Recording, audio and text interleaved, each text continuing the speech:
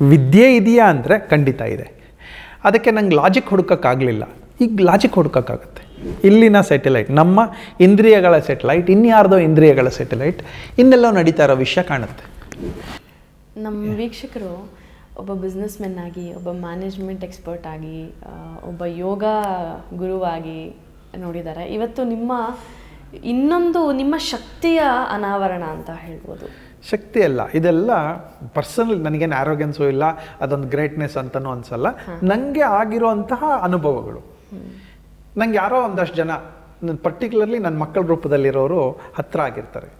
ನಾನು check ಮಾಡ್ಕೊಳ್ಳೋಕ್ಕೋಸ್ಕರ phone ಮಾಡ್ತೀನಿ, ಪುಟಿ ನೀ ಯಾವ ಡ್ರೆಸ್ ಹಾಕಿದ್ಯಾ ಅಂತ, ನೀನು ಸುತ್ತಮುತ್ತ ಯಾವ್ದಾದ್ರು ಕಲರ್ಸ್ ಇದೆಯಾ, ಇಂಥ ಕಲರ್ ಇದೆ ಅಲ್ವಾ, ಡಾಮಿನೆಂಟ್ ಕಲರ್ ಇದಿದೆ, ಫೇಕ್ ಒಂಥರ ಫೀಬಲ್ ಕಲರ್ ಒಂದಿದೆ. ನನ್ನ ಕೆಲವು ಸಲ ಕಣ್ಮುಚ್ಚಿಬಿಡ್ತಾ ಇದ್ದೆ. ಕಣ್ಮುಚ್ಚಿ ಒಂದು 7-8 ನಿಮಿಷ ಆದಮೇಲೆ ಈ ವಿಷಯವನ್ನು ತೆಗಿತಾ ಇದ್ದೆ. ನನಗೆ ಸ್ಪಷ್ಟವಾಗಿ ಅವ್ರ ಮನೆಯಲ್ಲಿ ಏನೇನು ಇರುತ್ತೆ, ಲೋಟ ಎಲ್ಲಿರುತ್ತೆ, ಅವರ ಕಾಟ್ ಎಲ್ಲಿರುತ್ತೆ, ಲೈಟ್ ಎಲ್ಲಿದೆ, ಕಿಟಕಿ ಎಲ್ಲಿದೆ, ಇದೆಲ್ಲ ಸ್ಪಷ್ಟವಾಗಿ ಗೊತ್ತಾಗ್ತಾ ಇತ್ತು. ವಿದ್ಯೆ ಇದೆಯಾ ಅಂದರೆ ಖಂಡಿತ ಇದೆ. ಅದಕ್ಕೆ ನಂಗೆ ಲಾಜಿಕ್ ಹುಡುಕೋಕ್ಕಾಗಲಿಲ್ಲ. ಈಗ ಲಾಜಿಕ್ ಹುಡುಕೋಕ್ಕಾಗುತ್ತೆ, ಸಿಗ್ತಾ ಇದೆ. ಈಗ ಇದನ್ನೆಲ್ಲ ಫಾಲೋ ಅಪ್ ಮಾಡ್ತಾ ಇದ್ದೀನಿ. ವ್ಯಾಪಾರ ಇದೆಲ್ಲ ನನಗೆ ದಿನನಿತ್ಯದ ಒಂದು ಸಣ್ಣ ಉದ್ಯೋಗಕ್ಕೆ ಬೇಕು. ಅದರ ಮೈಂಡ್ ಅದಕ್ಕಿಂತ ದೊಡ್ಡ ಪ್ಯಾಷನ್ ಬೇಕಲ್ಲ. ಬದುಕಲಿಕ್ಕೆ ಒಂದು ಸಬ್ಜೆಕ್ಟ್ ಬೇಕಲ್ಲ. ಬದುಕಲಿಕ್ಕೆ ಹಣ ಒಂದೇ ಸಬ್ಜೆಕ್ಟ್ ಆಗಲ್ಲ, ಸ್ಟೇಟಸ್ಸು ಒಂದು ಸಬ್ಜೆಕ್ಟ್ ಆಗಲಿಕ್ಕಾಗಲ್ಲ. ಈ ಥರದ್ದು ಬೇಕಾದಷ್ಟಾಗಿದೆ. ಒಂದು ಪರ್ಟಿಕ್ಯುಲರ್ ಇನ್ಸ್ಟೆನ್ಸು, ನಂಗೆ ಗೊತ್ತಿರೋ ಒಂದು ಮಗು ಅರ್ಪಿತಾ ಅಂತ. ಅವಳು ಬೆಂಗಳೂರಿನಲ್ಲಿ ಹೋಗ್ತಾ ಇರಬೇಕಾದ್ರೆ ನಾನು ಇಲ್ಲಿಂದ ಹೇಳ್ತಾ ಇದ್ದೆ, ನೀನು ಯಾವ ಗಾಡೀಲಿ ಹೋಗ್ತಾ ಇದೆಯಾ, ನಿನ್ನ ಕ್ಯಾಬಲ್ಲಿ ಹೋಗ್ತಾ ಇದ್ದೀನಿ ಅಂತ ನಾನು ಜಸ್ಟಿಫೈ ಮಾಡ್ಕೋತಾ ಇದ್ದೆ ಫಸ್ಟು. ಈ ಅಸ್ಟ್ರಾಲಜರ್ಸು ಅವ್ರು ಒಂದೊಂದೇ ಇನ್ಸ್ಟೆನ್ಸ್ ಹೇಳ್ತಾ ಬರ್ತಾರೆ. ಹಾಗೆ ನಾನು ಒಂದೊಂದೇ ಇನ್ಸ್ಟೆನ್ಸ್ ಹೇಳ್ತಾ ಬರ್ತಾ ಇದ್ದೆ. ಜಸ್ಟಿಫೈ ಆಗಿದೆ ಅಂತ. ಎಲ್ಲಿದೆಯಾ ನೀನು ಅಂತ. ಕ್ಯಾಬಲ್ಲಿದ್ದೀನಿ. ಆವಾಗ ಕ್ಯಾಬಲ್ಲಿದ್ದೀನಿ ಅಂತಂದ್ರೆ ನಾನು ಆವಾಗ ಲಿಂಕ್ ತೊಗೊಳಕ್ಕೆ ಶುರು ಮಾಡ್ತಾ ಇದ್ದೆ. ನೀನು ಕ್ಯಾಬಿನ ಲೆಫ್ಟ್ ಸೈಡಲ್ಲಿ ಕೂತಿದ್ಯಾ ಅಲ್ವಾ ಅಂತ. ಅಂದರೆ ಹಿಂಭಾಗದಲ್ಲಿ ಲೆಫ್ಟ್ ಸೈಡಲ್ಲಿ ಕೂತಿದ್ಯಾ. ನಿನ್ನ ಡಯಾಗನಲಿ ಆಪೋಸಿಟ್ ಒಬ್ರು ಡ್ರೈವರ್ ಕೂತಿದ್ದಾರೆ. ಅವ್ರು ಯಾವ ಡ್ರೆಸ್ ಹಾಕಿದ್ದಾರೆ, ಅವ್ರು ಹೆಫ್ಟಿನ ಸಣ್ಣಗಿದಾರ, ನನಗೆ ಕ್ಲಾರಿಟಿ ಸಿಗೋಕ್ಕೆ ಶುರು ಆಗೋದು.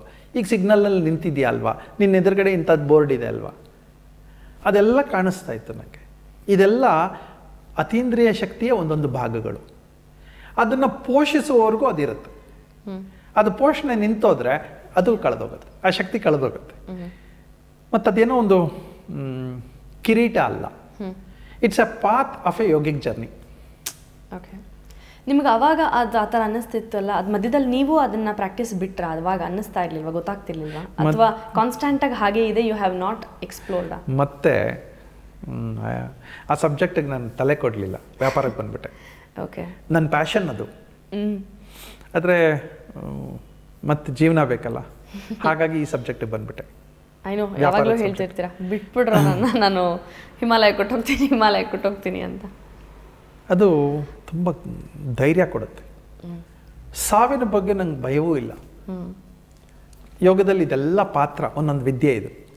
ಇದೆಲ್ಲ ಸಾಧನೆಗಳೇ. ಇದು ಮಾಡ್ತಾ ಮಾಡ್ತಾ ಮಾಡ್ತಾ ಒಂದು ಹೈಯೆಸ್ಟ್ ಸಾಧನೆ ಸಿಗುತ್ತೆ. ಏನಂತಂದರೆ ನಿರ್ಲಿಪ್ತವಾಗಿರೋದು, ಯಾವುದಕ್ಕೂ ಅಂಟಾಕೊಳ್ಳದೆ ಇರೋದು. ಅದಕ್ಕೆ ಮುಂಚೆ ಇದೆಲ್ಲ ಸಿದ್ಧಿಗಳು, ಅಷ್ಟಸಿದ್ಧಿಗಳು ಅಂತ ಹೇಳ್ತಾರೆ. ಅದು 16 ಸಿದ್ಧಿಗಳಾಗುತ್ತೆ. 16, 200, 300 ಎಷ್ಟು ಬೇಕಾದ್ರೂ ಸಿದ್ಧಿಗಳು ಸಿಗುತ್ತೆ. ಆದರೆ ಇದೆಲ್ಲ ಅತೀಂದ್ರಿಯ ಶಕ್ತಿಗಳೇ. ಸಾಧಾರಣ ಜನಕ್ಕೆ ಇದೆಲ್ಲ ಅತೀಂದ್ರಿಯ ಶಕ್ತಿಗಳು. ಕ್ಲಯರ್ ವಾಯನ್ಸ್ ಅಂತ ಇದೆ, ದೂರದಲ್ಲಿ ಎಲ್ಲೋ ನಡೀತಾ ಇರೋವಂಥದ್ದು ಇಲ್ಲಿ ಕಾಣುತ್ತೆ.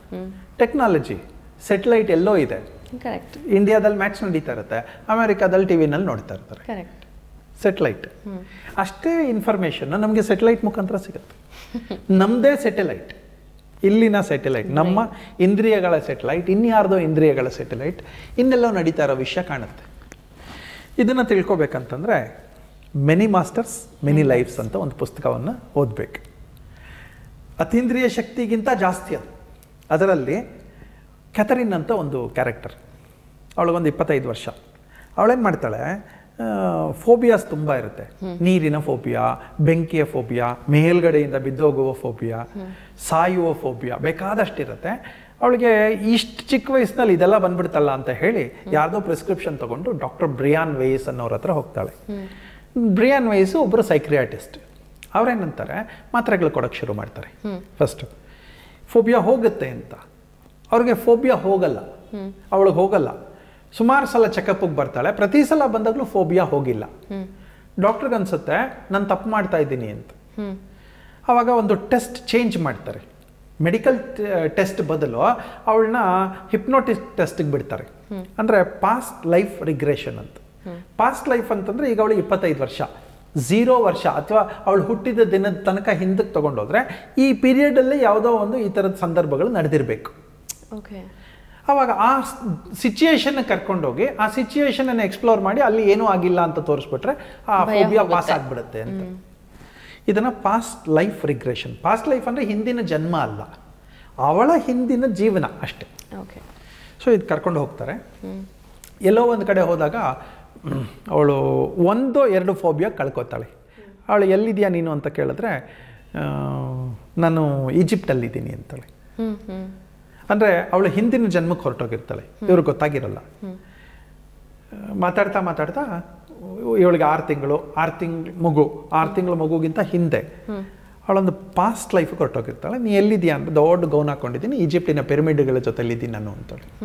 ಏನಾಗ್ತಾ ಇದೆ ಅಂತಂದರೆ ಅಲ್ಲಿ ಒಂದು ಜೋರು ರಶ್ಶು ಸ್ಟ್ಯಾಂಪೀಡ್ ಆಗ್ತಾ ಇದೆ. ನೆಕ್ಸ್ಟು ಹಾಗೆ ಹಿಂದಕ್ಕೆ ಕರ್ಕೊಂಡು ಹೋಗ್ತಾರೆ. ಹಿಂದಕ್ಕೆ ಕರ್ಕೊಂಡು ಹೋಯ್ತು ಅಂದರೆ ಎಲ್ಲೋ ಒಂದು ಕಡೆ ಬೆಂಕಿನಲ್ಲಿ ನಾನು ಬಿದ್ದೋಗಿದ್ದೀನಿ, ಇನ್ನೊಂದು ಕಡೆ ನಾನು ಮೇಲಿಂದ ಬಿದ್ದೋಗ್ತಾ ಇದ್ದೀನಿ, ಇನ್ನೊಂದು ಕಡೆ ಜಲಪ್ರಳಯ ಆಗಿದೆ, ಹೀಗೆಲ್ಲ ಹೇಳ್ಕೊಂಡು ಬರ್ತಾಳೆ. ಆದರೆ ಯಾವಾಗ ಅದನ್ನ ಹೇಳ್ತಾಳೆ, ನೆಕ್ಸ್ಟ್ ಬಂದಾಗ ಆ ಪರ್ಟಿಕ್ಯುಲರ್ ಫೋಬಿಯಾ ಇರಲ್ಲ. ಓಕೆ. ಸೊ ಹೀಗೆ ಎಲ್ಲ ಫೋಬಿಯಾಗಳನ್ನು ಕಳೆದಿರ್ತಾರೆ. ಅವಾಗ ಇವ್ರಿಗೊಂದು ಅನ್ಸುತ್ತೆ, there is no medicine which can heal the disease ಅಂತ. ಇದೊಂದು ಡಿಸೀಸ್ ಅಂದ್ಕೊಂಡ್ರೆ phobia, it is connected to the mind. Mind ಎಲ್ಲೋ ಒಂದು ಕಡೆ ಗಾಬರಿ ಆಗಿದ್ರೆ ಗಾಬರಿಯನ್ನು ತೆಗಿಬೋದು, ಅದು ಈ ಜನ್ಮದಲ್ಲಾಗಿದ್ರೆ ತೆಗಿಬೋದು. ಇಲ್ಲಿ ಇಂಡಿಯಾನಿಸಮ್ ಅಥವಾ ನಮ್ಮ ಹಿಂದೂ ಕಲ್ಚರ್ಸಲ್ಲಿ ಬರುವಂತಹ ಸಬ್ಜೆಕ್ಟ್ಸ್ಗೆ ತುಂಬ ಶಕ್ತಿ ಕೊಡುತ್ತೆ. ಇಡೀ ವರ್ಲ್ಡಲ್ಲಿ ನಾವು ನಂಬಿರುವುದು ಪಾಸ್ಟ್ ಲೈಫ್ ಅಂತ, ಅಂದರೆ ಪ್ರೀವಿಯಸ್ ಲೈಫ್, ಪೂರ್ವಜನ್ಮ ಅಂತ. ನಮ್ಮಲ್ಲಿ ಪ್ರಾರಬ್ಧ ಜನ್ಮ, ಪ್ರಾರಬ್ಧ ಕರ್ಮಗಳು ಅಂತ ಹೇಳ್ತೀವಿ. ಅಲ್ಲಿ ಏನೇನು ನಡೆದಿದೆ ಅಂತ. ಸೊ ಅದರ ಕಂಟಿನ್ಯೂಟಿ ಈ ಜನ್ಮ ಅಂತ. ನಮಗೆ ಲಿಂಕ್ ಸಿಕ್ಕಿಲ್ಲ, ಹಾಗಾಗಿ ನಾವು ಇದನ್ನ ಸುಳ್ಳು ಅಂತ ಹೇಳಲಿಕ್ಕೆ ಶುರು ಮಾಡ್ತೀವಿ. ಆ್ಯಕ್ಚುಲಿ ಸುಳ್ಳಲ್ಲ. Westerners they are already started practising lot of past life regressions. ಇದರಲ್ಲಿ ಈ ಡಾಕ್ಟರ್ ಬ್ರಿಯಾನ್ ವೇಸ್ಗೆ ನಂಬಿಕೆ ಬರಲ್ಲ ಇದರ ಬಗ್ಗೆ. ಅವ್ರು ಹೇಳಕ್ಕೆ ಶುರು ಮಾಡ್ತಾರೆ, ನಿನಗಿದೆಲ್ಲ ಹೆಂಗೆ ಗೊತ್ತಾಗುತ್ತೆ ಅಂತ. ಮೈ ಮಾಸ್ಟರ್ಸ್ ಆರ್ ಟೆಲಿಂಗ್ ದಿಸ್. ನಿಂಗೆ ಈ ಇನ್ಫಾರ್ಮೇಷನ್ಸ್ ಎಲ್ಲ ಯಾರು ಕೊಡ್ತಾ ಇದ್ದಾರೆ? ನಾನು ಈಜಿಪ್ಟಲ್ಲಿದ್ದದ್ದು, ನನ್ನ ಬೆಂಕಿನಲ್ಲಿ ಬಿದ್ದದ್ದು, ಇದೆಲ್ಲ ನಿನಗೆ ಇನ್ಫಾರ್ಮೇಷನ್ ಯಾರು ಕೊಡ್ತಾ ಇದ್ದಾರೆ? ನನ್ನ ಮಾಸ್ಟರ್ಸ್ ಕೊಡ್ತಾ ಇದ್ದಾರೆ. ಎಲ್ಲಿದ್ದಾರೆ ನಿನ್ನ masters? My masters are in the sky ಅಂತಾಳೆ. ಸರಿ, ಇವ್ರಿಗೆ ಅಲ್ಲಿಗೆ ನಿಲ್ಸ್ಕೋತಾರೆ. ಇವ್ರಿಗೆ ಅನ್ಸುತ್ತೆ ಹೇಗೋ ಅದು ನಿಜಾನೋ ಸುಳ್ಳೋ ಪರವಾಗಿಲ್ಲ, ಆದರೆ ಅವಳು ರೋಗವಾಸಿ ಆಯ್ತಲ್ಲ, ಕರೆಕ್ಟ್. ಸೊ ಖುಷಿ ಆಗುತ್ತೆ. ಆದರೆ ಕ್ಯೂರಿಯಾಸಿಟಿನೂ ಉಳ್ಕೊಳ್ಳುತ್ತೆ, ಬಿಕಾಸ್ ಈ ಇಸ್ ಸೈಕ್ರಿಯಾಟಿಸ್ಟ್. ಕರೆಕ್ಟ್. ನಾನು ಹೆಂಗೆ ನಿನ್ನನ್ನು ನಂಬೋದು ಅಂತ ನೆಕ್ಸ್ಟ್ ಪ್ರಶ್ನೆ ಮಾಡ್ತಾರೆ. ನಿನ್ನ ಜೀವನದ ಯಾವುದೋ ಒಂದು ಘಟ್ಟವನ್ನು, ನಿನಗೆ ಮಾತ್ರ ಗೊತ್ತಿರುವಂತಹ ಒಂದು ವಿಷಯವನ್ನು ನಾನು ಹೇಳಲ್ಲ ಅಂತ ಕೇಳ್ತಾಳೆ. ಕ್ಯಾಥರಿನ್ 25 ವರ್ಷ, ಇವ್ರಿಗೆ 50 ವರ್ಷ ದಾಟಿರುತ್ತೆ. ಅವಳಿಗಿಂತ 25 ವರ್ಷ ದೊಡ್ಡವರು. ಇವಳು ಹುಟ್ಟೇ ಇಲ್ವೇನೆ, ಇವಳು ಬೆಳೆದಿದ್ದೇ ಬೇರೆ. ಆದರೆ ಅವರ ಜೀವನದ ಒಂದು ಘಟ್ಟವನ್ನು ಹೇಗೆ ಹೇಳ್ತಾಳೆ? ಆಯ್ತು ಹೇಳು ಅಂತ. On your father's death bed he had converse the following ಅಂತ ಅವರ ಅಪ್ಪ ಇವನ ಜೊತೆ ಮಾತಾಡಿದಂಥ ಕೆಲವು ವಿಷಯಗಳನ್ನು ಅವಳು ಹೇಳ್ತಾಳೆ. ಅಯ್ಯಪ್ಪ. ಇವ್ರಿಗೆ ನಂಬಿಕೆ ಶುರು ಆಗ್ಬಿಡುತ್ತೆ, ಭಯ ಶುರು ಆಗ್ಬಿಡುತ್ತೆ. ಆವಾಗ ಅವಳು ಹೇಳ್ತಾಳೆ, all these are data from the sky, my masters are telling. So ಅವಳಿಗೆ ಹಾಗೆ 81 ಜನ್ಮಗಳ ರಹಸ್ಯಗಳನ್ನು ಅವಳು ತಿಳಿಸ್ತಾಳೆ. Many masters, many lives.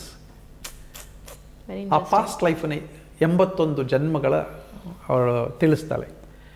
ಅದೊಂದು ಸಣ್ಣ ಕ್ಯಾರೆಕ್ಟರ್ ಇರ್ಬೋದು. ಅವ್ರ ಮೇಲೆ ತುಂಬ ಜನ ಇದು ಬೋಗಸ್ ಅಂತೆಲ್ಲ ಹಾಕಿದ್ರು, ನಂಬಿಕೆ ಇಲ್ಲ, ಇದೆಲ್ಲ ಪುಸ್ತಕ ಬರೆಯುವ ಒಂದು ಕಥೆಯ ರೂಪಕ್ಕೆ ಸುಳ್ಳು, ಇದೆಲ್ಲ ಒಂದು ಇಮ್ಯಾಜಿನೇಷನ್ ಏನೋ ಆಗಿರ್ಬೋದು, ಆ್ಯಕ್ಚುಲಿ ಇದೆಲ್ಲ ನಿಜ ಅಲ್ಲ ಅಂತ. ಆದರೆ ಅವರು ಶುರು ಮಾಡೋವಾಗಲೇ ಹೇಳ್ತಾರೆ, ನಂದೊಂದು ಕ್ಯಾರೆಕ್ಟರ್ ಇದು, ಅಂದರೆ ಕ್ಯಾಥರಿನ್ ಒಂದು ಕ್ಯಾರೆಕ್ಟರು, ನನಗೆ ಇಂಟ್ರೆಸ್ಟ್ ಬರ್ತಾ ಇದ್ದಂಗೆ ಪ್ರತಿಯೊಂದು ನಾನು ರೆಕಾರ್ಡ್ ಮಾಡ್ಲಿಕ್ಕೆ ಶುರು ಮಾಡಿದೆ, audio recording as well as writing recording ಅಂತ. ನನಗೆ ಅವಳ ವಿಷಯದಲ್ಲಿ ಯಾವ ಸುಳ್ಳು ಅವಶ್ಯಕತೆ ಇಲ್ಲ, ಆದರೆ ನನಗೆ ನಂಬಿಕೆ ಬರೋಕ್ಕೆ ಶುರು ಆಗಿದ್ದು ಅವಳ ಮಾತುಕತೆಗಳಿಂದ.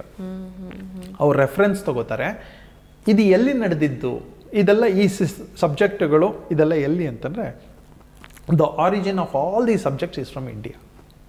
Oh. So, entire world have seen India as a country of snake charmers. ಅಂದರೆ ಹಾವಾಡಿಗರ ದೇಶ ಅಂತ ಅಲ್ವಾ. ಆದರೆ ತುಂಬ ಜೀನಿಯಸ್ಗಳಿಗೆ ಹೊಳೆದಿರೋದೇನೆಂದರೆ India is a bundle of information. ಒಂದು 20-30 ಸಾವಿರ ವರ್ಷಗಳ ಹಿಂದೆನೂ ಕೂಡ India was rich, India was knowledgeable.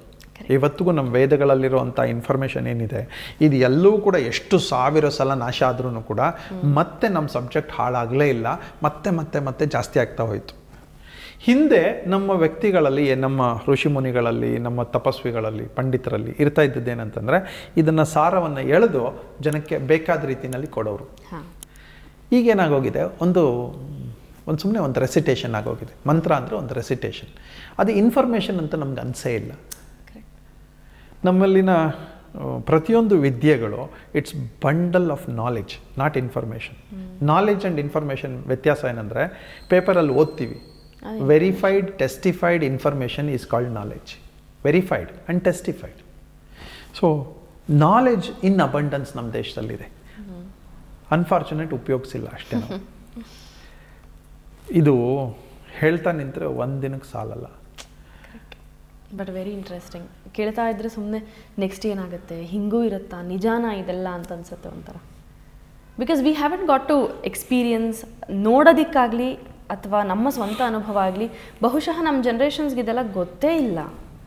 ಗೊತ್ತಿದ್ರೂ ಅದು ಫೇಕ್, ಏನೋ ಡ್ರಾಮಾ ಮಾಡ್ತಿದ್ದಾರೆ ಅಂತ ಅಂದ್ಕೊಳ್ತೀವೇ ವಿನಃ ತಾನು ನೋಡದೇ ಇರುವಂತಹದ್ದೆಲ್ಲವನ್ನು ತಾನು ಬಿಲೀವ್ ಮಾಡೋದೇ ಇಲ್ಲ. ನಮ್ಮಲ್ಲಿ ಹಿಂದೆ ತಾನು ನೋಡದೇ ಇದ್ರೂ ಪರವಾಗಿಲ್ಲ, ಹಿರಿಯರು ಅನುಭವಸ್ಥರು ಹೇಳಿದ್ರೆ ಕೇಳೋರು. ಬಟ್ ಇವಾಗ ಹೇಳ್ಬಿಟ್ಟಿದ್ರಲ್ಲ, ಪ್ರತ್ಯಕ್ಷವಾಗಿ ಕಂಡ್ರು ಪ್ರಮಾಣಿಸಿ ನೋಡು ಅಂತ. ಕರೆಕ್ಟ್, ನೋಡಲಿ. ಆದರೆ ಅದು ಡಿಸ್ಪ್ರೂವ್ ಆಗುವವರೆಗೆ ಇವ್ರು ಡಿಸ್ಪ್ರೂವ್ನು ಇವರು ಮಾಡೋ ಹಾಗಿಲ್ಲ. ಈಗ ನಮ್ಮನ್ನ ಮೂಢನಂಬಿಕೆ ಅಂತ ಕರಿಬೋದು. ನನ್ನನ್ನು ಬಿಟ್ಬೇಡ, ಯಾವುದೋ ಒಂದು ವ್ಯಕ್ತಿಯನ್ನ ಒಂದು ಆಚರಣೆ ಮಾಡಿದಾಗ ಅದರಿಂದ ಆಗುವ ಪವಾಡಗಳನ್ನು ಮೂಢನಂಬಿಕೆ ಅಂತ ಕರಿಬೋದು. ಇದು ಮೂಢನಂಬಿಕೆ ಅಂತ ಹೇಳೋರು ಕೂಡ ಅದನ್ನು ಟೆಸ್ಟ್ ಮಾಡಿ ಮೂಢನಂಬಿಕೆ ಅಂತ ಹೇಳಬೇಕು. ಸುಮ್ಮನೆ ಮೂಢನಂಬಿಕೆ ಅಂತ ಹೇಳುವ ಹಾಗಿಲ್ಲ. ಅದಕ್ಕೊಂದು ಜಸ್ಟಿಫಿಕೇಶನ್ ಇರಬೇಕು. ಅವರು ರಿಸರ್ಚ್ ಮಾಡಿ, ಇವರು ರಿಸರ್ಚ್ ಮಾಡಿ, ಎರಡು ರಿಸರ್ಚ್ಗಳಲ್ಲಿ ಯಾವ್ದು ಸರಿ ಇದೆ ಅಂತ ಹೇಳಿದ್ಮೇಲೆ ಅದು ಮೂಢನ ಮೂಲನಂಬಿಕೆನಾ ಅಂತ. ಕರೆಕ್ಟ್. ಕೆಲವು ನಮ್ಮಲ್ಲಿ ಹೇಳೋಕ್ಕಾಗದೇ ಇರ್ಬೋದು, ಆದರೆ ಅದು ಮೂಢನಂಬಿಕೆ ಆಗ್ಲಿಕ್ಕೆ ಸಾಧ್ಯ ಇಲ್ಲ. ಕೆಲವು ನಾವು ತುಂಬ ಜಸ್ಟಿಫೈ ಮಾಡ್ಬೋದು, ಬಟ್ ಒನ್ಸ್ ಅಗೇನ್ ಮೂಢನಂಬಿಕೆ ಆಗಿರುತ್ತೆ. ಸಬ್ಜೆಕ್ಟ್ ಇನ್ ಅಬಂಡೆನ್ಸ್ ಇದು. Right. Very interesting. Thank you so much. Thank you.